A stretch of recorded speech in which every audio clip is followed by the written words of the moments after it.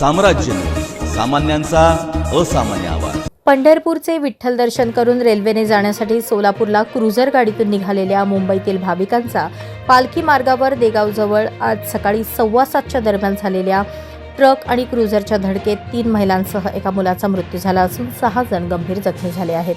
अपघातामुळे मुंबईच्या भाविकांचे विठ्ठल दर्शन अखेरचे ठरले। या प्रकरणात प्रत्यक्ष घटनास्थळावर मिळालेल्या माहितीनुसार मुंबईतील भाविक पंढरपूर व अक्कलकोटच्या देवदर्शनासाठी आले होते।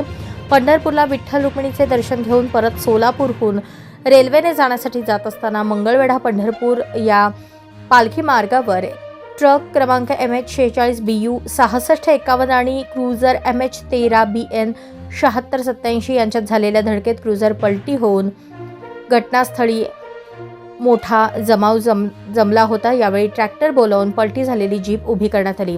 जीपमधील जखमींना बाहेर काढून मंगळवेढ्यातील खासगी रुग्णालयात तात्काळ उपचारासाठी दाखल करण्यात आले। जीपमधील 3 महिला आणि 15 वर्षीय मुलाचा यामध्ये जागीच मृत्यू झाला असून जखमी 4 मंगळवेढ्याच्या खासगी रुग्णालयात उपचार सुरू आहेत।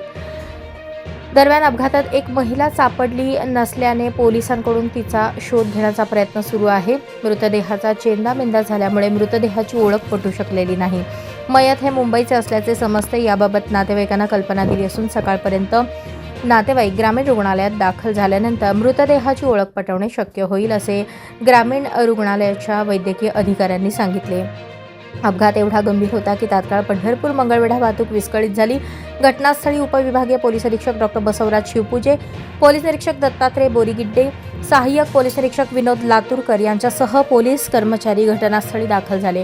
वाहतूक पोलीस यांनी तात्काळ जखमींना आवश्यक ती वैद्यकीय मदत मिळवण्यासाठी प्रयत्न केले। पंढरपूर मंगळवेढा व नागपूर रत्नागिरी या राष्ट्रीय महामार्गाबरोबरच ग्रामीण भागात देखील अपघातांचे प्रमाण वाढले आहे। जखमींना तात्काळ उपचार मिळण्याच्या दृष्टीने रुग्णवाहिकेची आवश्यकता आहे। सध्या आजच्या अपघाताप्रसंगी 108 रुग्णवाहिका उपलब्ध झाली नसल्याने खासगी रुग्णालयाची रुग्णवाहिका बोलवावी लागली।